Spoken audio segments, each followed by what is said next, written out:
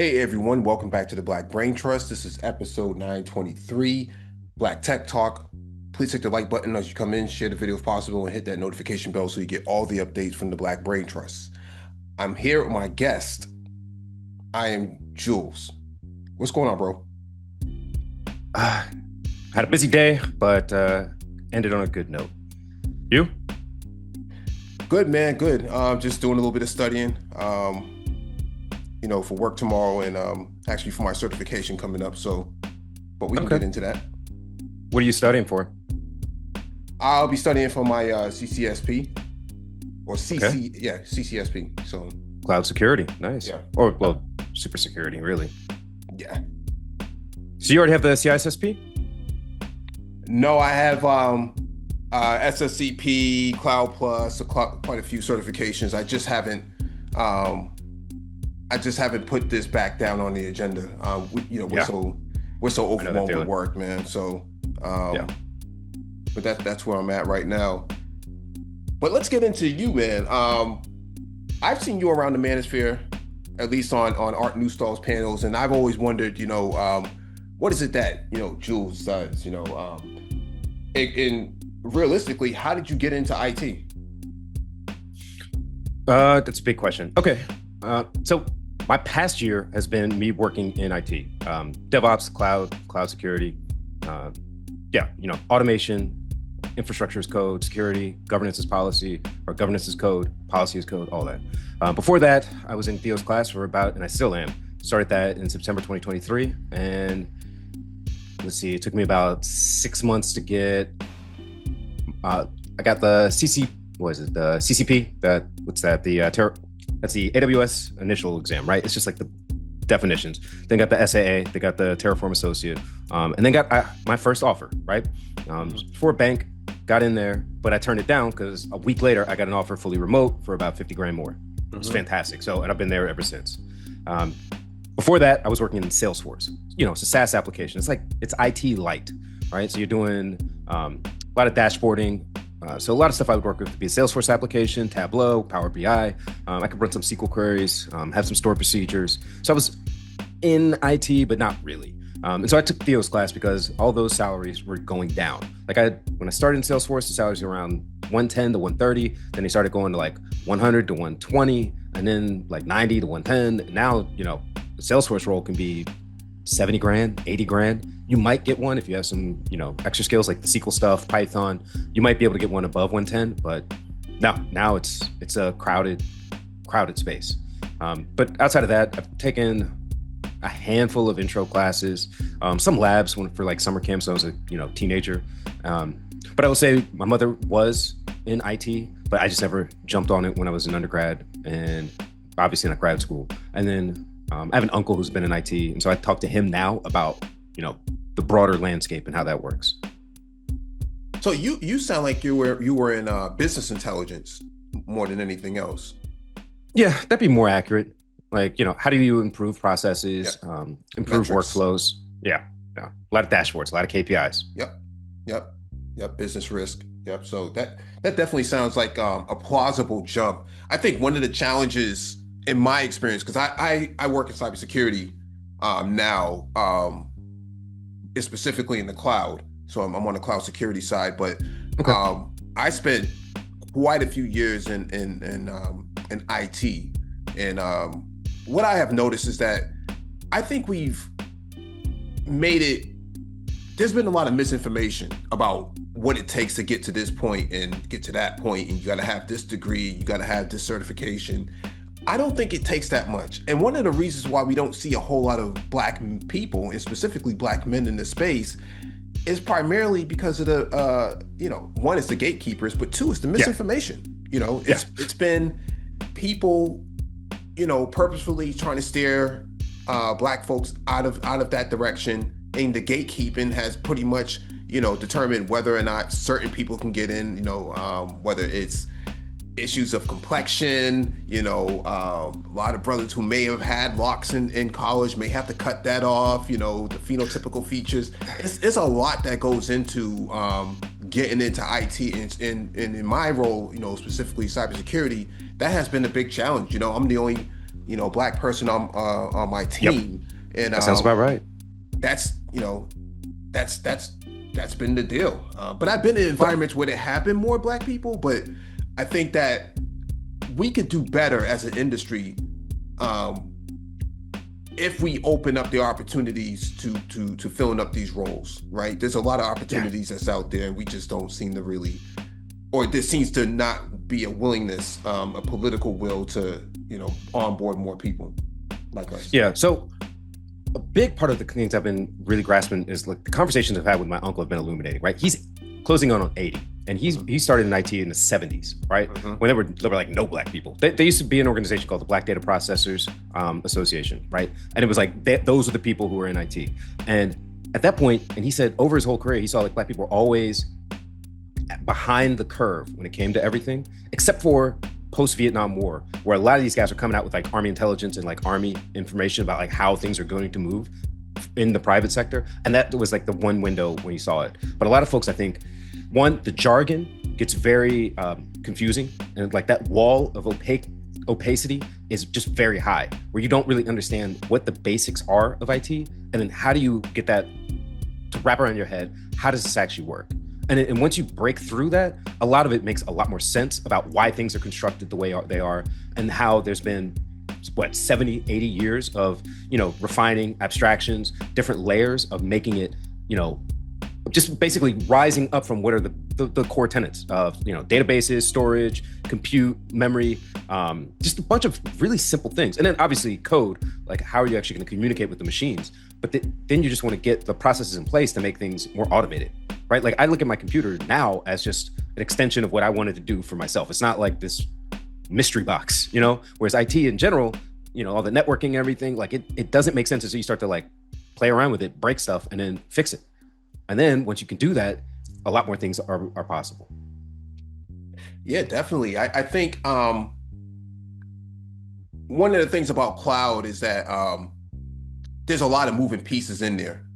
Yeah. You have your DevOps, like you mentioned earlier, you have security, you have infrastructure, you have DevSecOps, and then you have your risk folks and your compliance folks, and so on and so forth. There's GRC. A lot of moving.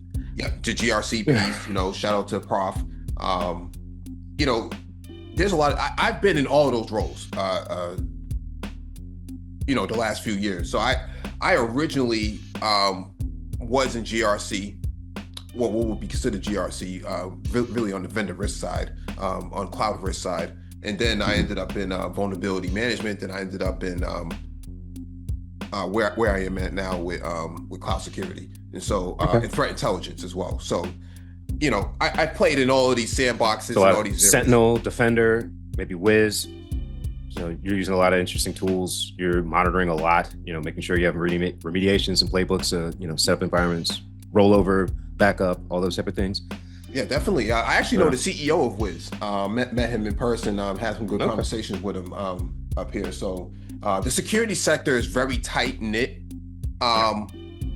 in Boston, primarily because everybody knows each other. Because each startup, we have like probably number one, if not number two, the amount of security startups in the country. And so a lot of them are Israeli based. And so I know a lot of people in that sector because we've all worked with each other. We all been at the same conferences. We've been at the same meetups and things like that. And so I've watched certain people leave organizations, get and launch their own, startups and stuff like that, and come right back and forth and speak in engagements and things like that. So I know a lot of people who are in that sector. And so a lot of the opportunities that's coming out of there, it's coming from experience of what they've built. Like the CEO of Wiz actually built Microsoft's Azure Sentinel SIEM, right? And so that's how they also built Defender, right? On the end user side. So they have a lot of it's a popular tool. It's a popular tool. I mean, it goes multi-cloud. You can do a lot. I don't get to use it on a day-to-day basis. Most of my stuff is like automation, security, like policy as code. So I want to get into a role that has it, just because I've done prototypes with it, but I don't get to use it day-to-day. So I need to get more knowledge, more reps. But that's one of those things that down the line I will. What are the things that you know like and dislike about the role that you're in? Uh, I mean, there's nothing I really dislike. Like most of it is the team that I'm on. If I have a good team and they're actually doing some interesting stuff, then I'm fine with it.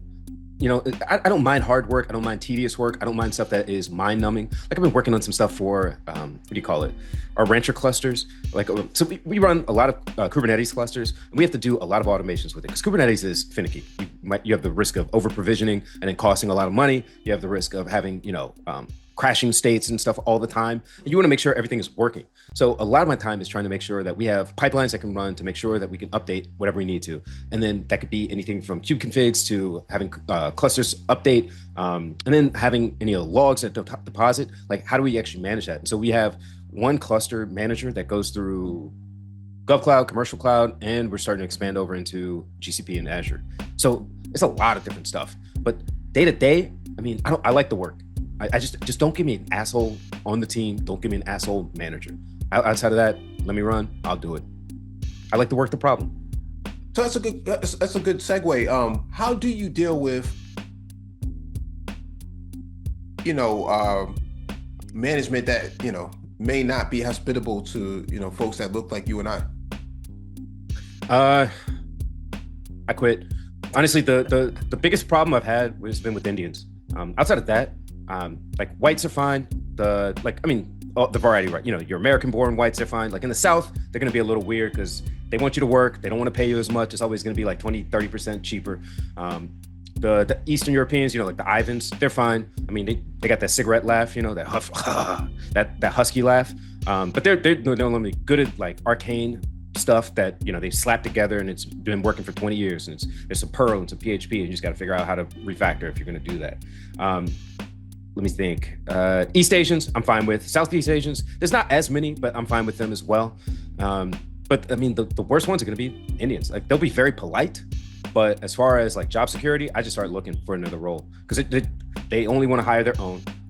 They only want to, and not even like quality people. They'll just hire. If you're Indian, they'll hire you. If you're not Indian, you won't get hired. Like when I get a message from them on LinkedIn, or if I get one in an interview, I'm just like, psh, write that off.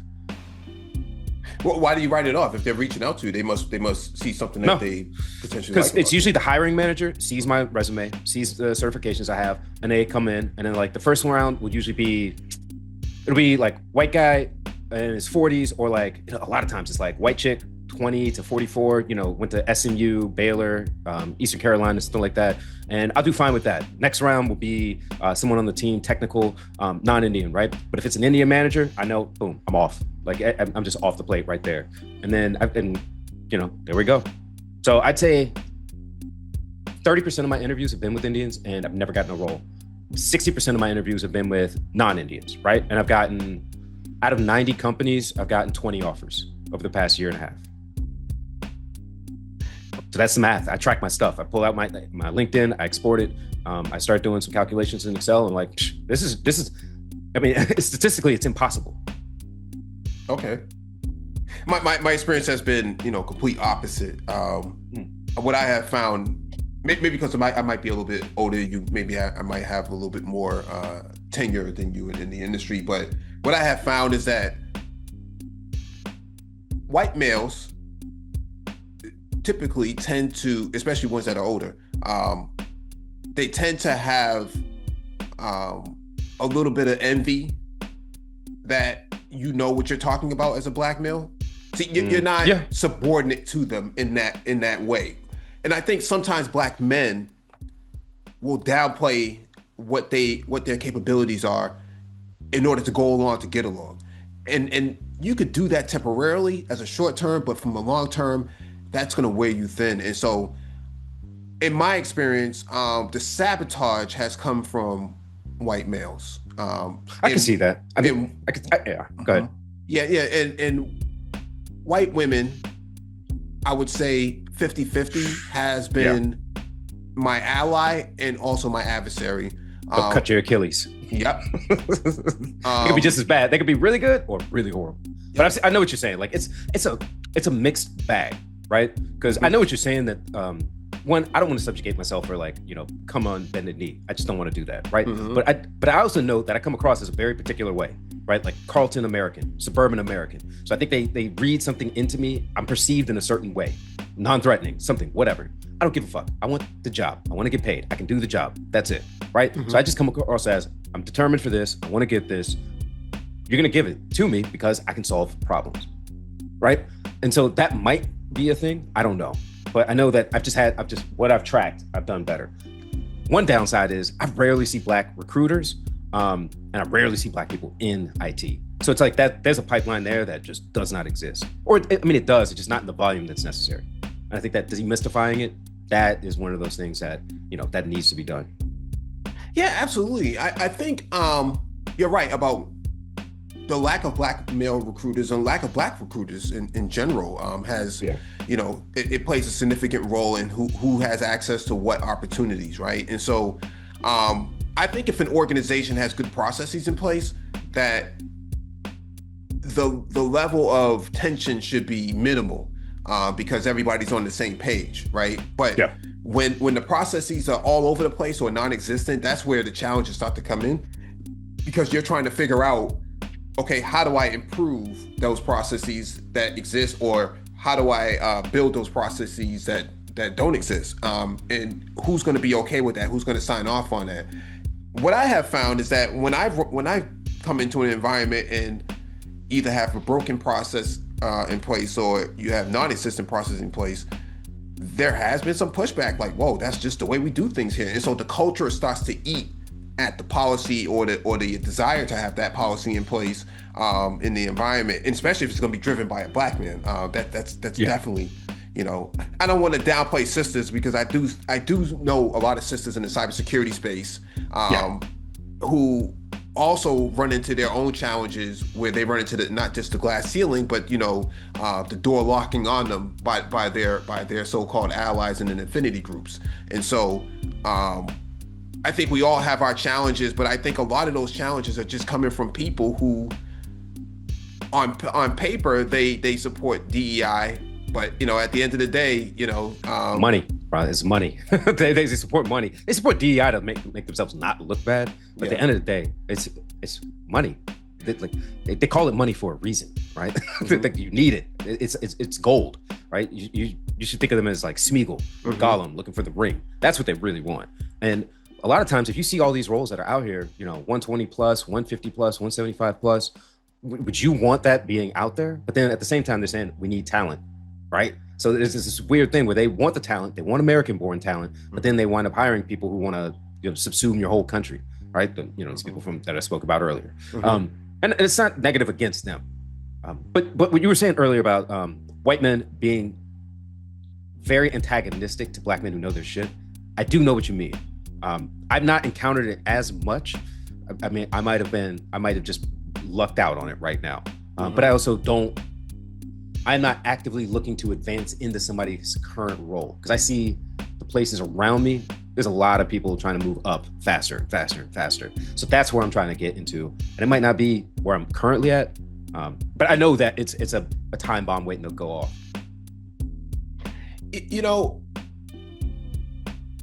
I guess for me, one of the challenges that I've run into is just that what I've run into is that there are people who may verbalize your interest but don't actually manifest it, and so the job description says one thing, but then you try to once you get there, it's like, oh, this is something different. This is some other stuff, right? And so one time, this was not early in my career, but before I got into cybersecurity, and even in cybersecurity, I've run into the same issue. But before I got into cybersecurity, one of the issues that I've run into is that the lack of sharing of information. Yeah. When you people want to guard their stuff, they don't want anybody to take their job. But then at a certain point, if you get siloed because you only know so much stuff, and you're not learning new stuff, and you're not sharing people with other people, you wind up fucking yourself over that way too. Well, not so much as that, but in order for me to do my job, I have to have this information.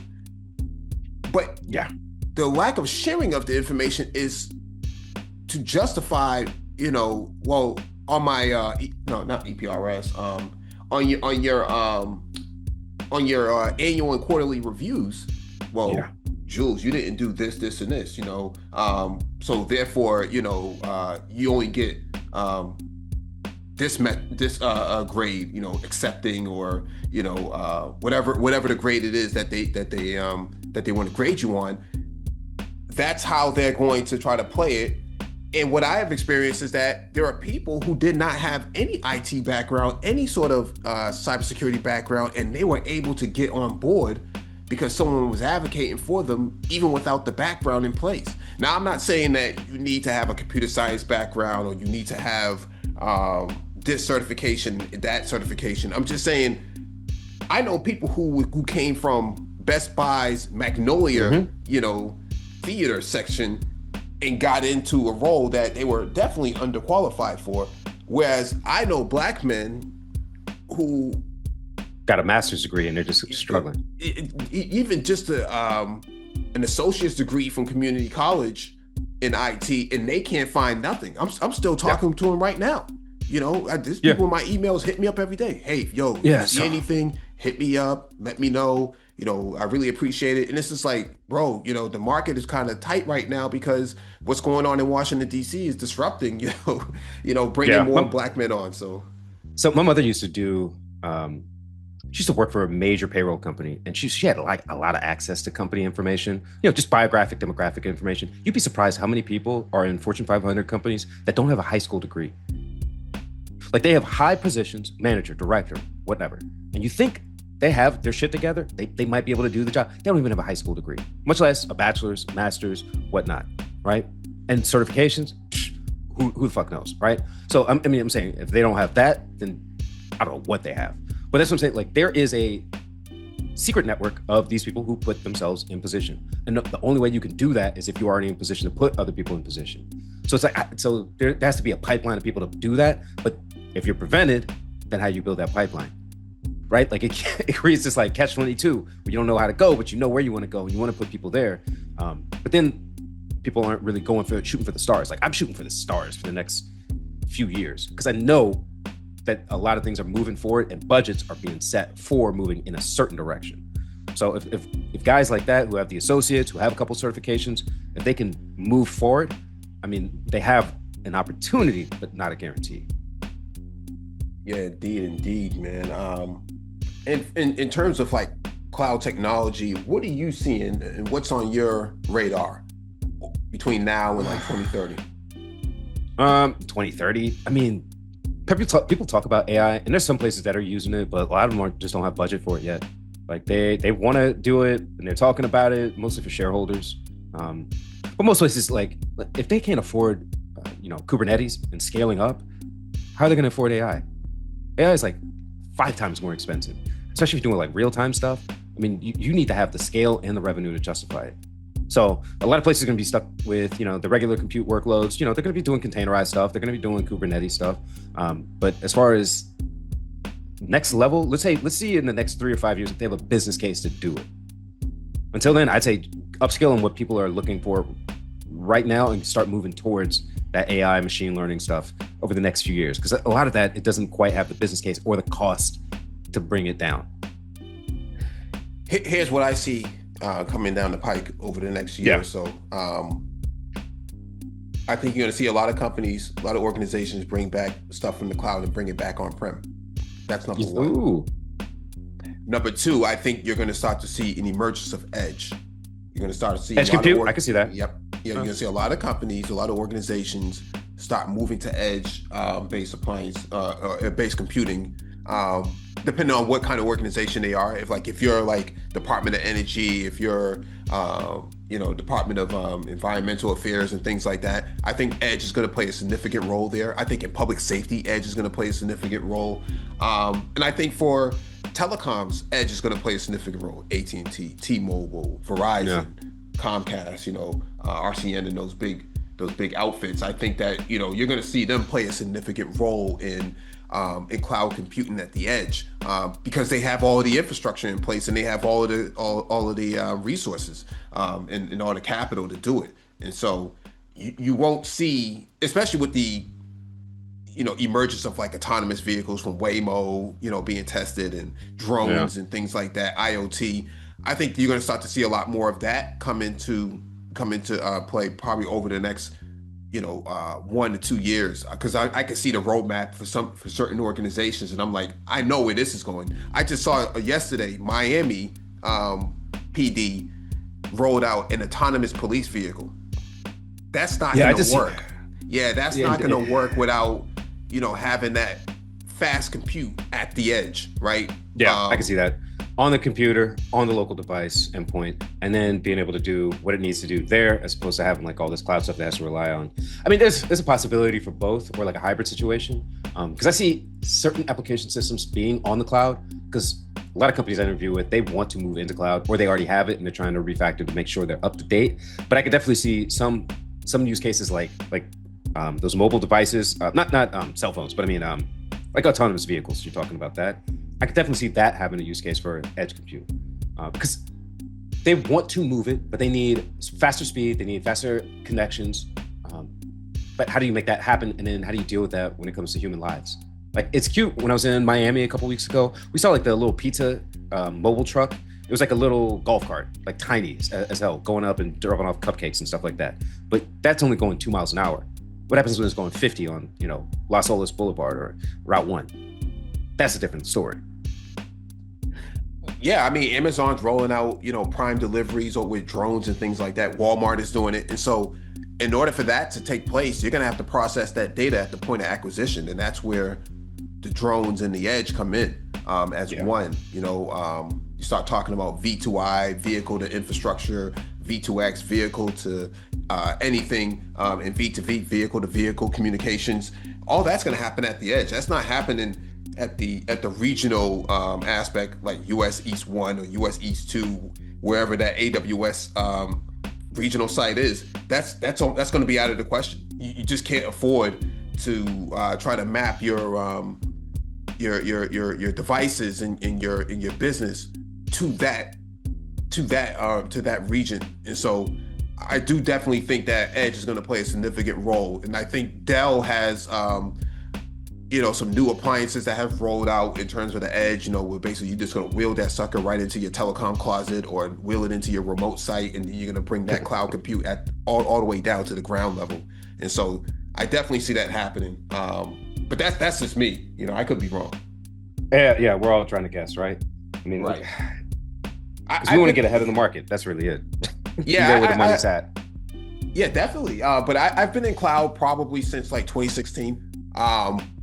Okay. And I've been spending I spent a lot of time in AWS, but now I'm in Azure.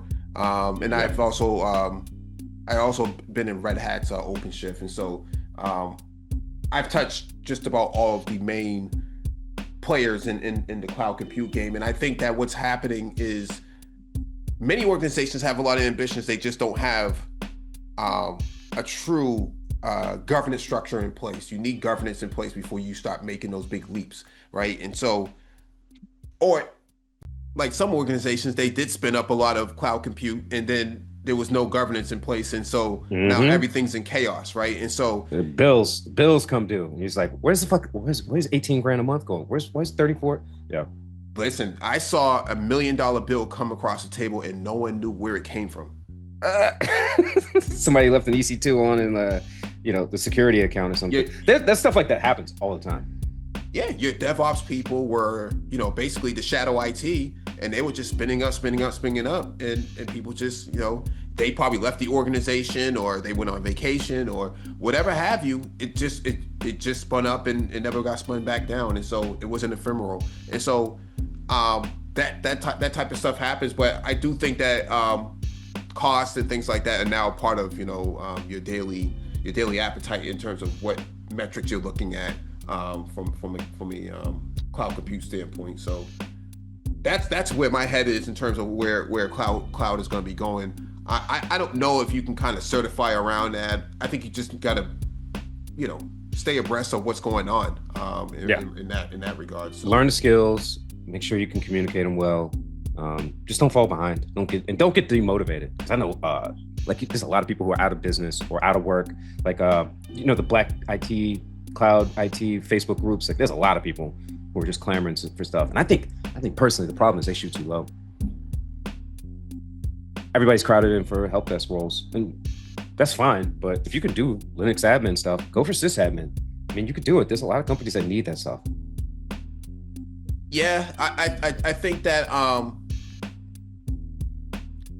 I think there's opportunities there, but I also understand when people are trying to break in, for help desk, everybody has to start somewhere. I know times are changing where,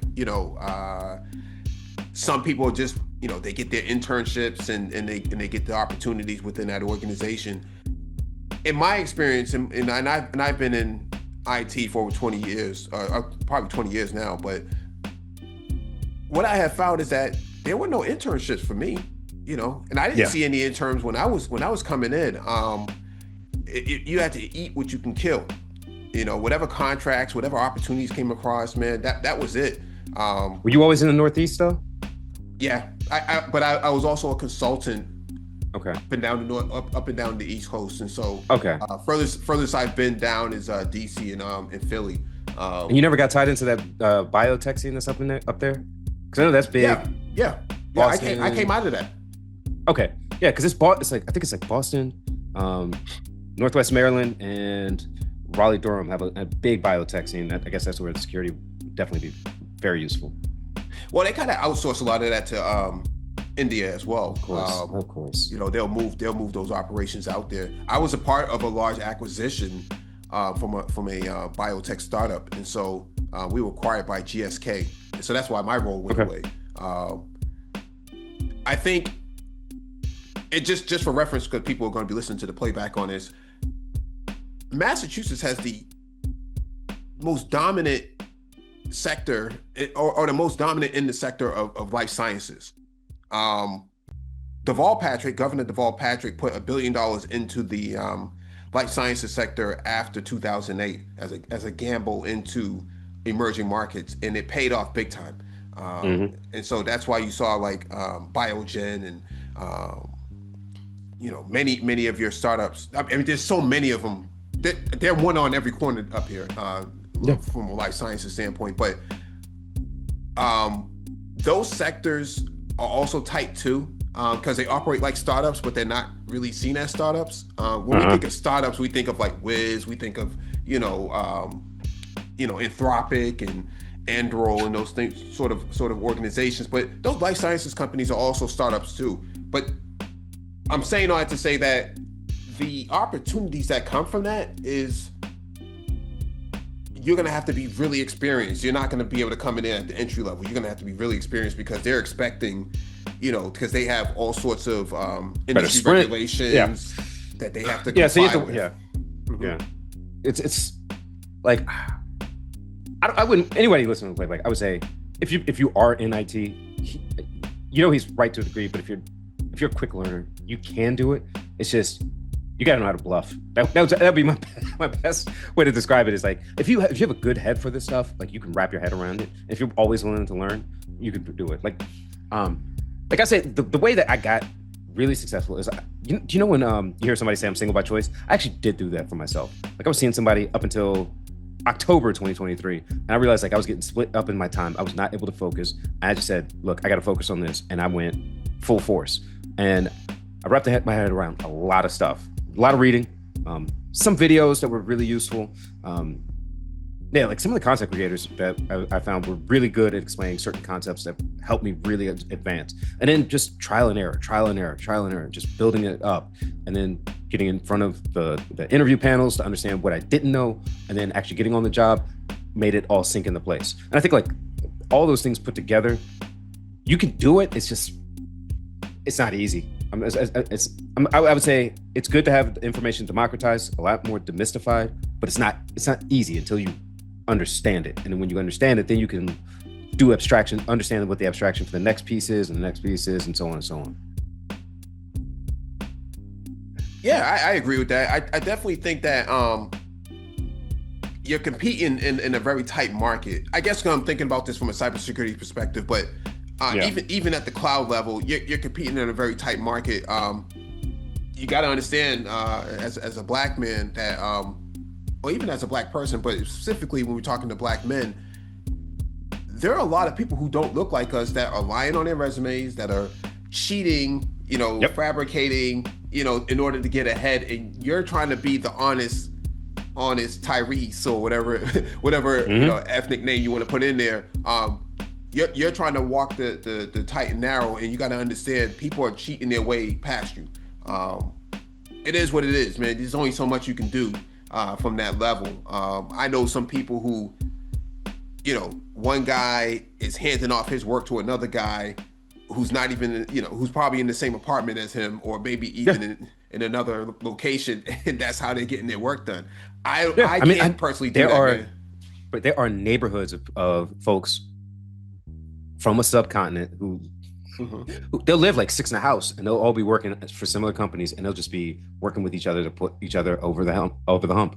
And the guy who's weakest, they have to do a lot more for him. The guy who's strongest, when he dips or marries and gets into a new place, brings over the family, that takes on the whole pod. Like it is crazy how they do it like that. I mean, you could always create networks with Africans who are willing to do code stuff or network stuff wherever you're weakest at. At that point, you could create a network that way. You're giving them work. People always want to work, especially if you give them more than what their local salary is.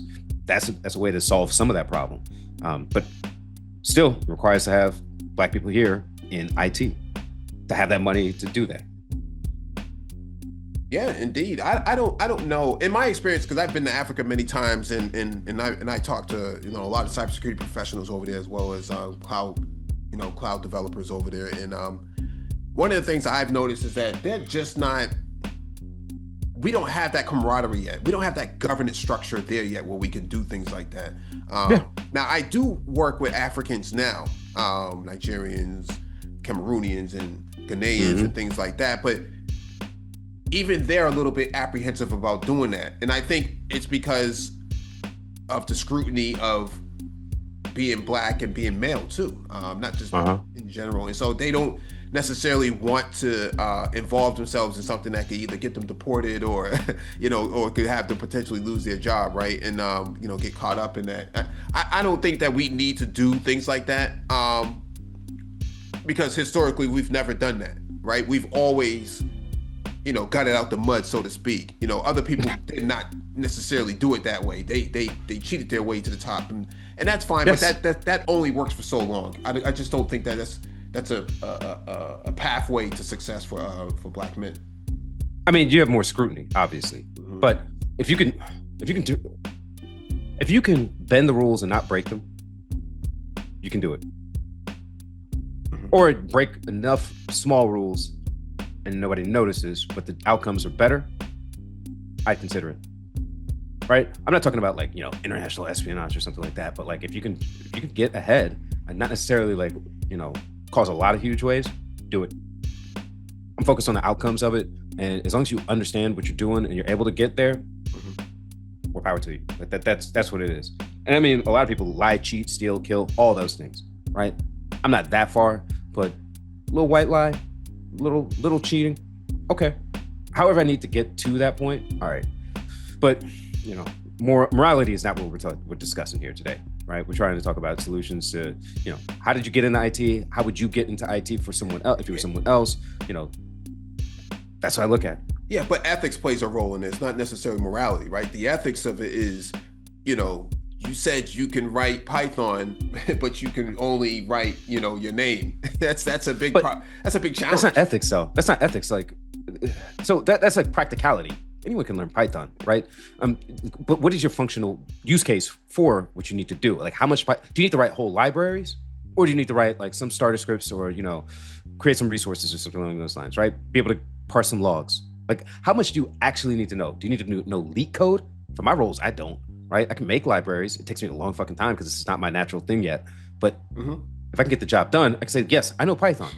Am I a 10 out of 10? No. 6 out of 10? 7 out of 10? Yeah.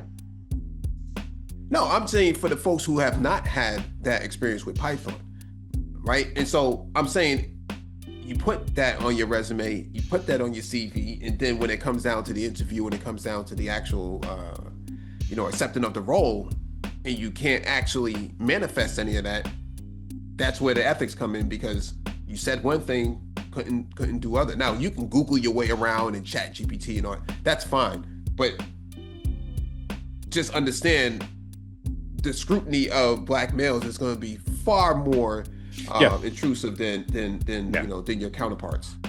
Yeah, well, I had experience like that.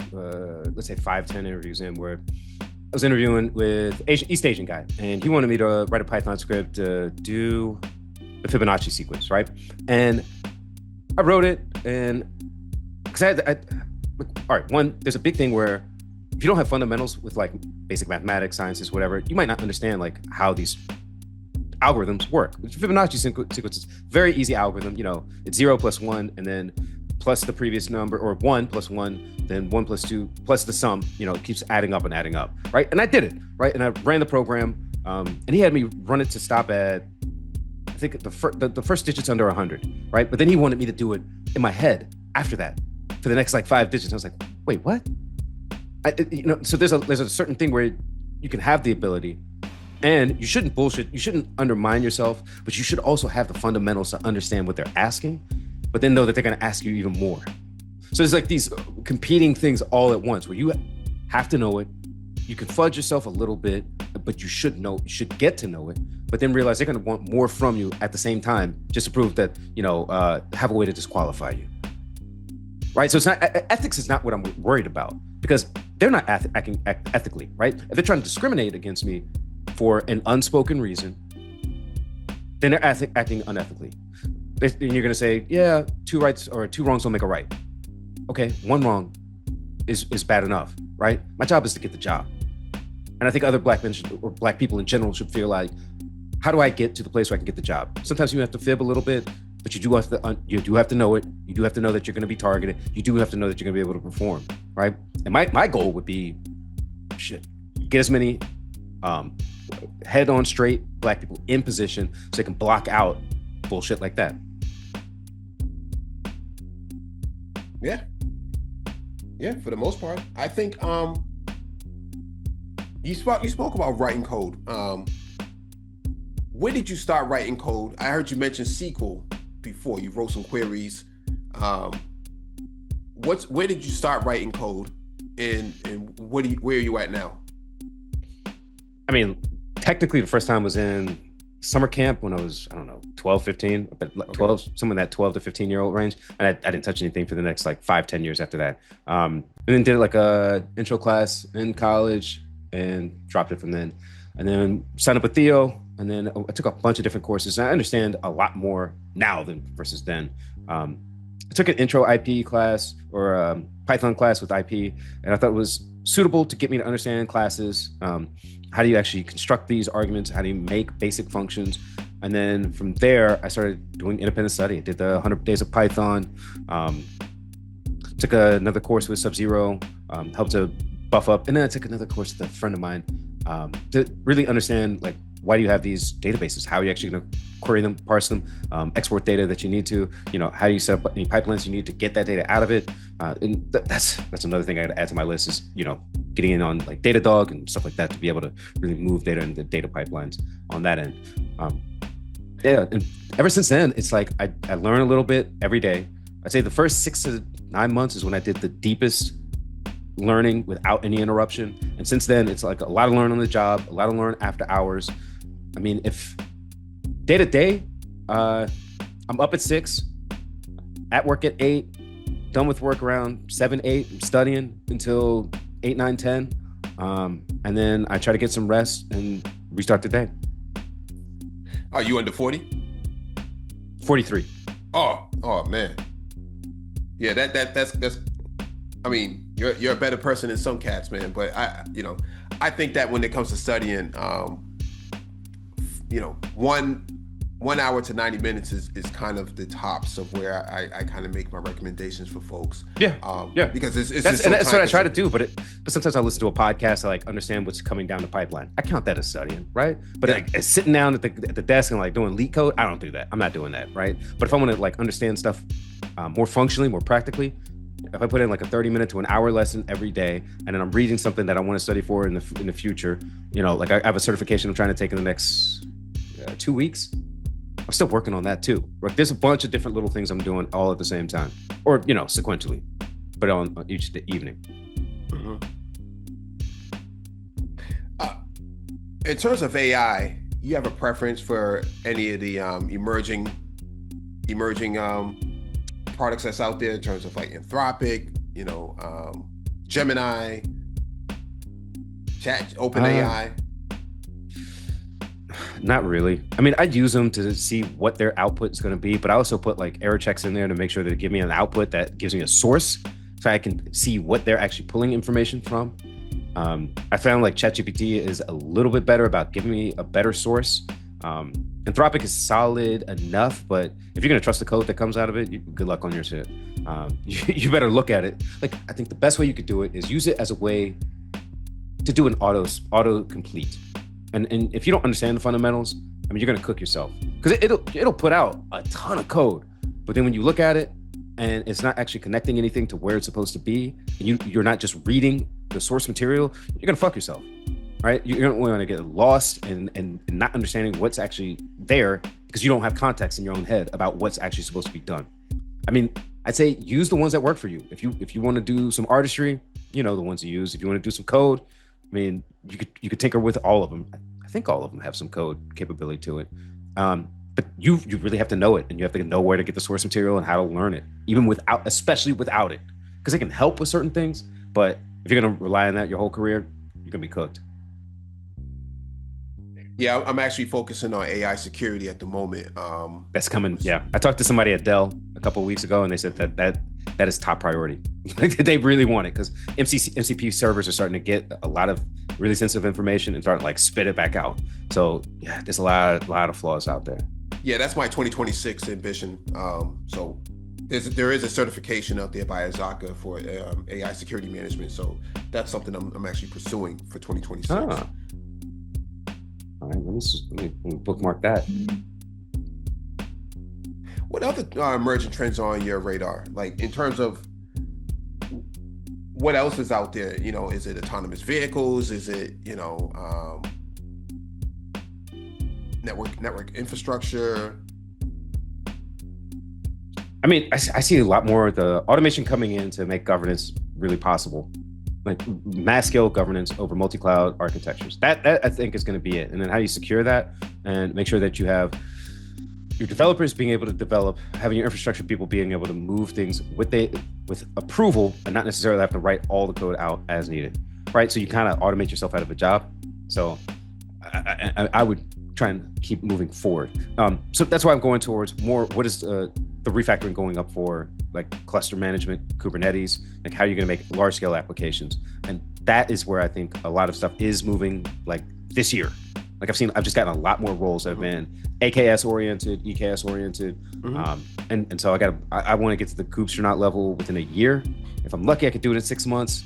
But that's what I think is immediate. And so if you have applications of scale like that, then you have the opportunity for IoT to work with applications that can do different things. So there's a lot of moving pieces all at once. So I got to figure out where I'm going to land myself, but I think that is the direction I'm going. It sounds more like a generalist position, right?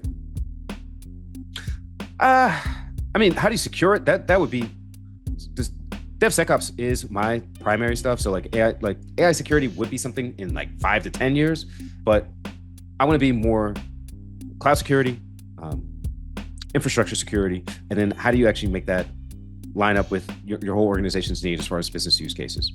That's where I'm at. And so I see like the security part I'm strong with, the infrastructure I'm strong with, it's the Kubernetes I'm soft at. Not soft, I can still work with it, but I need the certifications to really get it in my head fully. Right? And that's where I see my flaw, but I also see a lot more companies are wanting that because they actually have the revenue, they have the spend and the budget to do it. Yeah, I know a lot of companies are cutting back on spending, especially in this time of crisis of, tariffs and market uncertainty. So we'll see how that plays out, come next year. Yeah.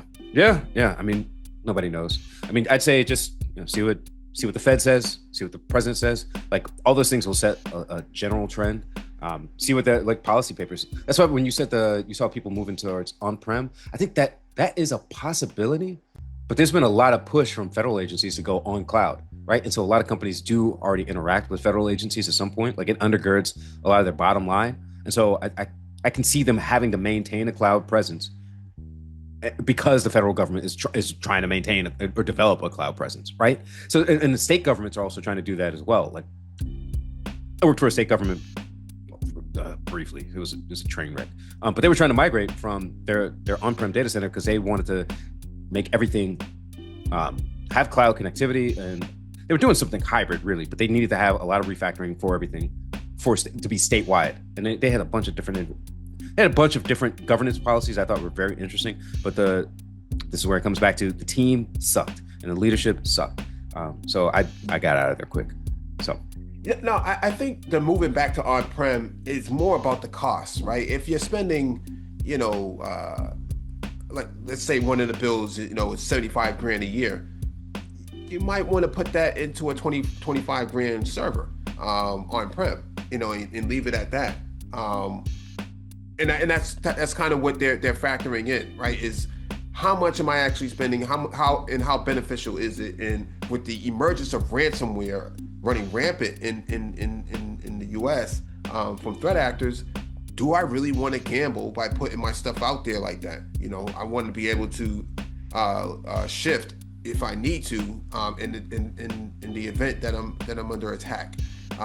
That's where I'm seeing a lot of the pushback, or at least the incentive to pull back and pull everything back on prem, because they're just not seeing the value overall, year over year, quarter over quarter, and things like that. So, okay, it's just very expensive. I see the bills come in every day, and I'm like, yeah, I don't know who's paying for that, but that's not. I mean, yeah, you could turn your EC2s off after 8 o'clock at night, and spin it back up at 8 o'clock in the morning or 7 o'clock. Yeah, get the Lambdas going.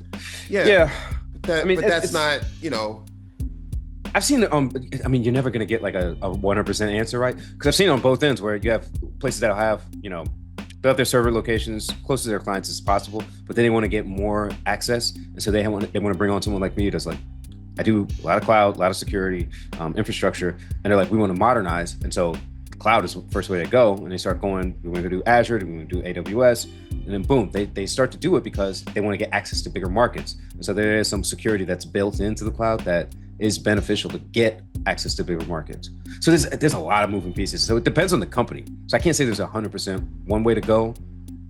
It's just, you got to see what that company is using and what they need, and then be the right person, be the problem solver.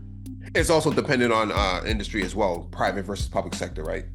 Yeah. So, government, it has its defense contractors depending on what agency you're talking about.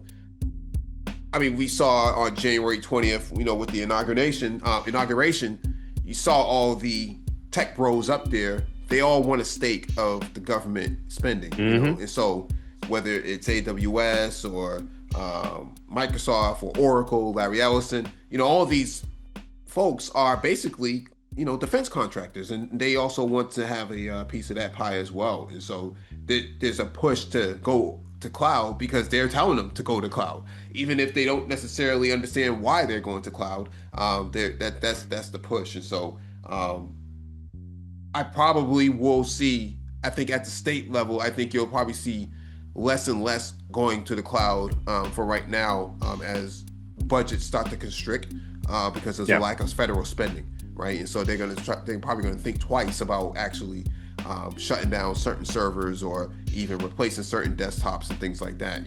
Typically your life cycle is 3 years. They may stretch that out to 5 and just wait for an extension with whoever the vendor is, whether it's HP, Dell, whoever it is. Yeah. Say, hey, we're going to have to stretch this out. We'll replace this when it dies, basically. So. Yeah. I mean, like, that's why I'd stay away from government employment. Like I tried a state job and it was fine. Nothing to write home about. But I left because, it comes back to it, man. I want the team to be good. I want the business to be good. And so the places I've gotten, interviews at, gotten offers from, like they're usually going business up and they're looking for someone who has my skill set. And so like that's where I'm at. Like I can look at the whole market to understand where the ship is going. But as far as my individual, I know that as long as I still have an inbox that gets messages, then I'm okay. When it stops getting in messages, then I'm getting really nervous. So that's why I try to keep working, and keep studying too. Indeed. And speaking of politics, with this new administration and all its anti-DEI legislation that's in place, how do you think that's going to impact Black folks, specifically Black men? Mixed blessing. One, Black men didn't really get a lot of benefit from like DEI policies. Like there's some stuff, right? You should probably military oriented, but in general, I mean, show me a policy that really has benefited or targeted Black men in particular. Like there's been a lot that have been like generally towards Black people, but not in a way that benefit like a Black man in tech who wants to move on an upswing. Like I didn't vote for either one of the presidential candidates the last election. Didn't really care for them. Neither one had a policy that I was looking for. Trump did have that H-1B thing that just came up. And if he had put that in his campaign up front, I would have voted for him, right? I don't want competition against foreign nationals in my own country. If that would have been there, point blank, I would have voted for him. But I didn't, so I don't have any positives for that. But as far as like DEI, it means companies are going to pull back. Like the biggest failure of the past 60 years in the Black community has been the Black Lives Matter bullshit that went on, where they basically said, hey, give us the mic, we're going to lead, give us the mic, we're going to lead. And a lot of these people just took the money and fucking ran. They basically took all the public sympathy, any potential policy, and they thought that because they had the gun, that they were going to be in charge. And then people started coming out with, no, this is what these people actually did. They took any monies that they had to buy homes in, very expensive areas, or they started doing Cadillac advertisements, right? Like, what is the substantial policy that got passed because DEI was a thing that would benefit Black people in general and Black men in particular? And I can't really think of it, other than a few corporations decided to have policies internally for a small time. But then who do they bring in? Black women, Black gay women, Black gays, and Black men who got in. Was it? Did they get in because they were Black? Because I know some Black men in IT, right, who got in, but they have the skill set. So I don't see it as a benefit. So I think at this point, you really need the skill set to do whatever you're going to need to do. You're basically on a ship, on a rowboat out in the ocean, and people are walking by talking about how their cruise ship was supposed to help you, but it didn't. So you really have to band all your boats together. And at this point, you have to see like everything is democratized. You really have to push for policy if you want to, but companies are no longer beholden to whatever policies were there before. So there's opportunity. It just means that it won't be because you're Black. It'll be because you got an opportunity. That'll be it. I would have to disagree with that. And here's why. There are a lot of Black code camps and Black tech camps. NSBE's one of my founding alma maters in terms of being involved in those affinity sort of style groups. NSBE has been very beneficial for me in my career in networking with folks and actually getting those opportunities. If it wasn't for groups like NSBE, if it wasn't for Blacks United in information technology and some of these other affinity groups, I wouldn't have all of this sort of access that I do have now. And I think that when companies pull back funding of those groups and pull back relationships from those groups because of what the administration is pushing, I think that does hurt Black men, because a lot of the Black men that I have met in my career came out of those groups. These weren't help desk people per se. These were, I got architects, senior level engineers. These are very, people who are deep, knee deep into the game that if it wasn't for those groups, they wouldn't be able to get those opportunities. And so I do think that DEI helps Black men when it comes to what internal opportunities are being posted that you could take advantage of. If you don't have people on the inside that's going to be able to advocate for you, then it's going to be difficult to talk about, bringing more Black men into the industry, because we just don't have that representation there, because now companies are pulling back. And so when I asked the question about how do you think that anti-DEI legislation is going to impact it. That's where I see that happening, and I see it happening now because I got 2 architects right now who are unemployed just in the last 30 days because of this administration's pullback and companies restricting, constricting in their and downsizing, and we know that it's coming from up top, from Washington D.C. And so I definitely think that this is going to be. Black men don't make up a large portion of the industry, but where the opportunities are, black men could be filling these roles, but they're not going to be able to fill these roles if folks are like, hey, we just can't bring any more of the folks on. We can't support these sort of things because we're going to get sued, or so on and so forth. And so I definitely hear it every day from folks, whether it's on the inside or it's on the outside. I talk with my NISB chapter all the time, and they're still doubling down, but they're also flying under the radar with some of the events that they're holding and some of the outreach that they're having. I've had people on LinkedIn, and I hate LinkedIn just as a it's just a tool. Yeah, but I know what you mean. Yeah, I hate LinkedIn, but I have had people DM me on LinkedIn and say, hey, I got this opportunity. Do you know anybody in your circle who can do? That's the DEI I'm talking about. I'm not talking about, the commercialization aspect of it, but I got you. It's the institutional you're talking about the aspect. pipeline and the network, which I agree that does need to exist. And some companies actually think, yes, we do need to have relationships with, because, all right, if you have a relationship, all right, let's say you're located in the Washington, D.C. area, and your company is there, right? And you want to have a relationship with Howard University because they have an engineering department. Is that considered DEI because they are a major university and you want to get engineers, right? But if you have it with Georgetown and they're also in the same city, they also have an engineering department and they also have Black engineers there, is that not DEI? They're all DEI. It's all DEI. Okay. It's all DEI. So diversity. So what is not diversity? I'm kidding. When you lack that representation of the demographics that are on the census, that's where it stops. That's where it stops. So this is confusing because there's not a lot of white guys in IT like there used to be. I mean, there still are, especially we say millennials and up. But the younger ones, it's weird. Like you see in undergrad photos for campuses, there's a lot. The diversity is basically if you're not Indian or East Asian, that would be it, right? So is that DEI? Not really. You know what I'm saying? Not really, because the H-1B visa, because they're not American citizens per se, right? Because, for example, one of the organizations I used to work at, the manager, the director used to tote that, he has all this diversity, but in reality, he had outsourced all that to Infosys, right? And so, but he included all of these, contractors as a part of his DEI, but he really has no control over that. But he was DEI washing is what they call it. What I'm saying here is, if you live in DC, which is 45% Black, but you only have 5 or 10% Black people in your organization, that's a big problem, right?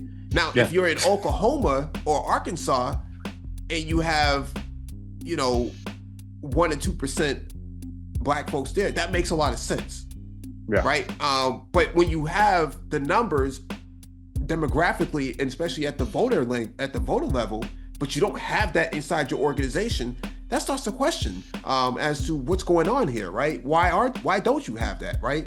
And the impact of not having that diversity in there, whether it's Black people, Black women, Black men, is that you get a lot of head nodding from white people where they'll co-sign things that don't even make any sense because they just don't have anybody to challenge them on their positions, or even have that third person or that second person come in and say, well, maybe we should try it like this, or maybe we should, basically challenging them on their positions. Here in Boston, Black, I shouldn't say Black people, but the city's demographic makeup is 56% non-white, and it's probably going to explode in the next 5 years, at least from what the projection is showing, up to 60 to 65%, with all these immigrants and things coming in because it's considered to be a sanctuary city. At least that's what the administration says. If you don't have that representation in there, it's going to be hard, to, because not to say the statutes, but the zoning laws and some of the privileges that these big organizations have, they have to justify how are they creating impact on the ground before they even get a permit to open up. Whether you're talking about the life sciences company like Biogen and whatnot, they have to allocate space for, people who are underrepresented. They have to. That's a part of their contractual agreements. And so I think DEI still has some merit that should be sought out by Black people, because Black people should leverage it as a tool, as a means to get to that next level. I mean, on its face, I can agree with that. Problem is, I don't see what the subsequent actual things that go through are, right? So yes, diversity. Okay, define diversity. Is it useful? Yes, it is. Okay, but who decides what is diversity? That's where it starts to get really muddy. And when things aren't very explicitly stated, like what are our diversity goals? Well, now we can't really actually do that because now everything is vague again. So I get what you're saying as far as like how it can be applied, but that's just not necessarily I've seen it applied. But maybe I'm confused. Maybe I just think like the policies that we put in place have done some things, but then what's seen as diverse is, like you were saying, that Infosys subcontracting, that could be that's seen as diversity, right? But that becomes that's a business case. So you have to get very specific about the terms, what they're used for, who it should be applied to, and then start reassessing all the time or on a regular basis. Yeah, I mean, DEI is a continuous process.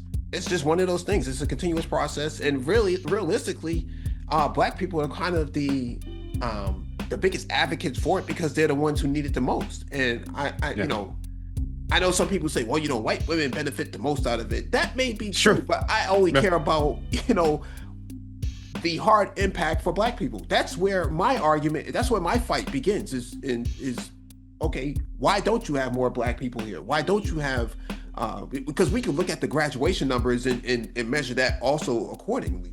But it also leads to a case that if they don't reassess it, then you'll actually have a system that isn't diverse, right? Because if you're flooding the system with, let's say, white women in particular, right? Well, if they become the majority, then what is the diversity from that, right? They create this loop that can cause a problem with actually getting good feedback to create a better system or a more diverse system. You know what I mean? Yeah. I mean, there's some organizations I think you can count on one hand, but I would say that the NBA has probably one of the most robust DEI platforms out there or initiatives out there. The DEI officer, the chief DEI officer from the NBA, has an interview on Forbes, if I remember correctly, where she's breaking a lot of this stuff down and as to how they were able to advocate for Black folks and create more businesses and create more millionaires out of that, So there's tangible metrics that they can measure against. But if you're an organization that does not have that in place, a true governance structure in place, it's going to be difficult. But I still think that there is some justification for Black people to still push for these initiatives, whether you call it DEI or you call it affinity groups, whatever you want to call it. I think Black people should still push in those areas where they can. So I mean, unless they're going to push for like Black specific policies, which is a no-go, right? I mean, technically you could do it, but there's a lot of rules against doing that now. So I guess it's like removing a lot of barriers have been removed. Now, how do we make sure they have positive flow towards people actually getting into the American fabric, the business fabric? And so I think DEI is a possibility. Unions are a possibility, but in IT, that's not likely at all. But they do have a programmers union in Pittsburgh. I think that spun up last year. Yeah. But isn't that the grad students or is that actual programmers? Those are actual programmers. Really? Yeah. So I think there's, I know they tried it in Silicon Valley and in Yeah. San Fran, and then they were, they basically eliminated those people out of the organization. But there's Yeah. room for legal loss, legal precedents to take place on that. But Retaliation suits and stuff. Yeah. yeah, I think you can do all that. But the thing here is, you don't know what it's going to do until you try it. So you got to at least push for it. And so that's where I'm at. I think that black men, I know that a lot of people don't like Congresswoman Maxine Waters, but she went into Silicon Valley some years ago and started banging on the doors and saying, "Hey, where's all the black men at?" For that matter, where are they? Yeah. So there's people who do the advocacy work. They just don't get the credit at the end of the day. And I think that once this administration is over, there's going to be a lot of not so much as brainstorming, but reflection as to where do we go from here, because a lot of black people were let go from roles unjustifiably. So I don't know. Yeah, I mean that's always going to be a problem. Like I really don't know how to solve for that problem. that is just one of those things that it's baked in. What do you call it? Last hired, first fired type of thing. And even if you were first hired, there's ways to get you out of any equity you got, or try and dilute any equity you might have. Like it's just a bunch of different problems. Yeah. Who has been your biggest influence in the tech industry? Any mentors that you've had? Who's probably been the most influential person you've had? I mean, it's a variety of people. I mean, I'd say Theo has been influential in the fact that I meet with him on a regular basis, just like going over a lot of the stuff, learning with him. Also, a lot of my classmates as well. I'd say some people on, let's say YouTube would be really good because they can help break it down in a very specific way that helps as far as, different areas that I just don't focus on, right? Like Sub-Zero does talk about databases a little bit, not on his channel at least, but I took his course and I thought that was really helped me wrap my head around it. I actually did do an interview for this is probably like six months into my IT career here doing DevOps and cloud and stuff. And I interviewed for it was like a database, ETL, Salesforce engineer. Like it was a bunch of different stuff. They didn't know what they wanted. They did make me the offer though, so that did benefit. If I'm in the mornings when I'm riding my bike, I'll listen to Professor Black Ops. I think he breaks down a lot of risk, compliance, security stuff really well. And it's in a good enough bite-sized chunk that I don't have to do, like if it's 2.5 hours, 3 to 4, no, give me 45 minutes to an hour, that's solid. I can get like a lot of understanding. I'm actually focused on the screen, you know what I mean? Like that's really good. Keep It Techie does some pretty decent stuff as far as like, Linux stuff, some database work. He kind of does like a broader scope of IT, right? So that gives me a little bit of the potpourri, if you will. I guess, I don't know if he's like an influence, but I like that he tries to make a common touch for people wanting to get in his Tech G. I had a good interaction with him. I was actually trying to get him to talk to Theo, maybe 6 months ago, 3 months ago, whatever. And our exchange was polite, but he said like, I can't talk to him because he talks a lot of shit about CompTIA, right? And I was like, this is true. But I think that guy, he gives a good, if you want to get in, if you want to do, help desk, you want to understand fundamentals. Like I thought his layout of his channel, courses, overviews, I thought that was really solid. As far as like my personal life, I'd say my uncle, he's a programmer and then moved into executive role in IT. And I did not know him very well growing up. I've only been talking to him for the past, let's say 6 months or so about like, how does this stuff really work? And so he can offer me a level of like, how did you get into the field? What type of things did you look at? Where did you have to travel to do all this work? Like all these different these pieces that in IT specifically, because he worked in a lot of big companies that were, some merged, some fell, some really blew up. But it gives me like a scope of like how these make business decisions. I'd say my mother to a degree, but I don't really talk to her about database stuff, right? She can give me some insight about what it's like working at Fortune 500, Fortune 100, those type of companies. But it's like, it's good to see that her hard work is something that I adopted for myself. Like I've always been a hard worker, but it's something I like. I think I'm reasonably smart. I think I have a good enough memory, but that would be something I've held together. And then let's say locally, I usually go like a couple of meetup groups. There's a PyRVA, there's a security VA, there's a bunch of different like local meetups that I'll go to, and they're like monthly meetings. I'll meet people in my industry. Thing is, I've turned down roles from their company because I'm in the South, and a lot of them are just they just don't pay. The South does not pay. Like it's crazy. They want you to work in the office. They want to pay you 20% less, and it is just wild. Like and a lot of them are, I mean, there are a few more black people at them, but because it's the South, right? But in general, most of the ones I know who are doing well don't work for companies in the state. They work for something, up north, out west, maybe some federal work. Yeah. So that's go ahead. You don't have like a dedicated person that you sit down with. I think my uncle would be that. Mm-hmm. Yeah, I think he would be that. I mean, I could say like Theo as a backup, but like he's more teaching a lot of more stuff. So, but I can talk to him time to time. But yeah, my uncle would probably be the closest thing to that. No, that's always good, man. I think, as black men, we don't take those personal relationships seriously enough. I know people like to leverage the manosphere as a chill spot and stuff, but, I have a lot of mentees in the manosphere, and I also have a lot of mentees on the continent of Africa, man, that I take very seriously, and part of the work I've done with NISB years ago was like the pre-college initiative, which is PCI, and working with younger black males to interest them in robotics and things like that. That stuff is very serious. I take that stuff very serious,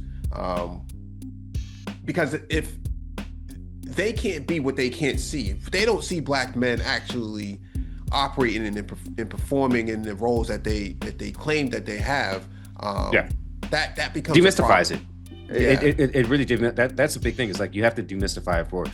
It seems like once you see somebody do it, it's like, oh, I can easily do it, right? It's like popcorn. Like once you see a guy who's has an engineering degree or doesn't, but is in this profession, is making money, is good at the job, then it becomes a lot more real. It becomes more concrete. So yeah, I mean, like there's a bunch of organizations that do that well. I think NISB is probably the best one. I want to say they're based in Maryland, if I'm not mistaken. But like, I know that I have a relative who is a civil engineer who's gone to their conference as a junior, as a student, but not for IT stuff. And he found it good because even though his dad is a professional, it still gives you like the shorthand that you don't necessarily know because you're not in that profession. You don't have like 3-4 generations doing that profession. And so you need all that jargon broken down. How do you get to X, Y, and Z step? And then that's what institutional power can do.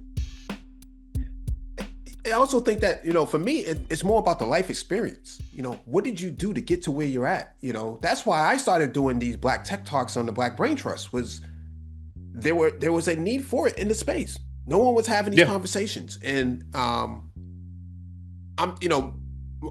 Black Brain Trust's role is not to necessarily get people prepared for CompTIA exams and stuff like that. I'm a big advocate for CompTIA, but that's not what we do. What we're trying to do is facilitate the conversations that black men can't have where they are and bring them to a place that they've never been, right? There's a lot of brothers that I've met offline. Even my recent intern, he had some problems as well, dealing with folks inside the organization. And he came to me and said, hey, Mike, we went for a walk for about an hour, and he was like, hey, this is how folks are treating me up in here. What should I be doing? He was getting railroaded. Years ago, I've had younger black males who came out of Europe, YEARUP, which is a DEI platform or initiative that gets younger black males internship opportunities to internships in Boston, but it's all over the country now. But that's how it started off, because black males, black men, black boys were not getting the internships that they needed in these big, lofty organizations. And so that's how that came about as an organization and the platform. But I'm saying all that to say that a lot of those young black males who may have been running the streets and stuff like that, how they process their emotions in the workplace, that could determine whether or not, you know, they succeed or they go to prison for the rest of their life. So, there's a lot of that shorthand of, like, if you have a dad, grandfather, great grandfather who are lawyers, there's a shorthand that, you know, that can just rocket ship you. And if you have institutions like you were talking about, URA or NISB, I've never said it that way. I just said the whole acronym out. Those things can provide that, right? And then you should also have, like, family knowledge just built in too, like your dad or grandfather. You know what I mean? Like, those things should be built up. We have, like, the thing about the manosphere that really highlights is that we don't have a lot of family institutions that pass on family knowledge. We have, like, a bifurcated community where there's, like, let's say in thirds, right? There's people who are just permanently single. There's people who are, split families, right? And there's, some successes, some failures within that. They might live together, not be married. And then there's a smaller third that is, and I'm not saying this is all 33.33%. That is, I'm just saying, like, general thirds that are married, to family homes. And then you see that you can do a lot more efficiencies of training and getting the next generation launched. And we have to rely on third-party institutions, but not necessarily first-order, first-party institutions that can do that, and then work with those third-party institutions. So we have, like, that the professional institution that is doing multiple jobs that we could have multiple institutions doing in parallel instead of replacing. So there's a lot of different issues, but I think that's one thing that you really need. Yeah, indeed, man. Last question. Remote versus hybrid. Remote. Bro, it's remote. Really? Remote. Yes. I can, like, I've worked on-prem, I've worked hybrid. One, I don't like going in the office because there's a lot of just office politics I fucking hate. Two, there's a lot of gamesmanship and stuff like that. Like, I want to. Do you remember Fences when Troy was talking about? I don't care if my boss likes me. I like that he cuts my check, he pays me. That's how I feel. I don't want to know about your personal life. Like, I have friends and stuff like that I've worked with. I've also gotten burned by people, right? I've also been in the bathroom when people get up after taking a dump. They don't flush, they don't wash their hands, and they go out and do whatever they're doing, right? That's disgusting, right? There's a lot of things about remote work that I very much prefer. And I go to the meetups that are local so I can meet collegial people and then form friendships that way, like in my network that way. And I get it. There is a loss you're going to have for your career if you're not in the office at your job day to day. I'm fine with that for my day to day life. And then, yeah. What about all hands meetings though? We have those all digitally. My company shrunk down like 2 of the offices. We're a national company, right? But we have endpoint office locations that have what they need. And then the IT teams, boom. I think we've met once in person. You consider yourself an introvert? Yeah, I'll say that. Yeah. Well, then that makes sense why remote work works. I think, we covered this some years ago on the Black Brain Trust about, the value of remote work for Black people, specifically Black men. That hostility, man, I don't want it. And, like, women, I don't want any fucking woman touching me inappropriately. I don't care what color she is. I've had white women in front of their husbands try to grope me. I've had Black women try to form sexual relationships at the office. And if I don't, or if I say, like, I'm just not dating anyone, they start getting real fucking hostile. Like, there's a lot of things about remote work that are just, it relieves the pressure of just having to deal with all that. I guess what I'm getting at here is that remote work, you do save a lot of money. You don't have to pay for gas and things like that. I mean, I live in the city, but I don't necessarily have to worry about that because I have, our transportation is subsidized and things like that. We have subsidies and things like that. But for me, I'm more of a hybrid person. I could do one day work from home, but I'm old school. I like to be in the office, even if the politics is working against me. But that being said, what we covered some years ago was that it's actually safer for Black men to work remotely, but it also works against their credibility in the office, or their clout for that matter. Because if you're not there, you're missing out on what those personal relationships are like offline, right? Or in office, right? And so sometimes when you need to build up, that rapport, it's not going to be there. But you also shield yourself from the backbiting and the backstabbing and the stuff like that. But if you're in an environment like that, you probably don't want to be there long term anyways. Yep. What I said at the beginning, the team really makes the office, right? Yeah. But I guess if I had to work remote, 5 days a week or 4 days a week, whatever it is, I'm going to Ghana. I'm out of here. Like, nah, I can't. I personally can't do it. I can't do 4 days and 5 days a week, man. Even when we were locked down with COVID and stuff, that was difficult. That was brutal, man. I guess you're more extroverted. You like the rolling around with the people in the office, though, right? Not necessarily extroverted. I guess I would consider myself to be like an ambivert, right? I'm in between all of that. I'm okay with the group outings and things like that, going to play pool or bowling, or escape rooms is another one, right? Escape rooms are really cool. But I think that it's hard for me because how I came into the industry, you had to be in the office and you had to have a button down and a tie and slacks and things like that. Now people just come to work with flip flops and shit. Shit's crazy. So the culture has changed so much. But yeah, it is. Well, I mean, IT has always had like that. Well, I mean, it depends. Like if you worked at like IBM, obviously you get the blue suit. But then I get what you're saying. That there's like a formality that is appreciated. I mean, it's just like, what works for you? Like, personally, I like remote and I plan on going abroad. I probably won't. The biggest reason I didn't for the first year is like, I didn't want to get fucking fired.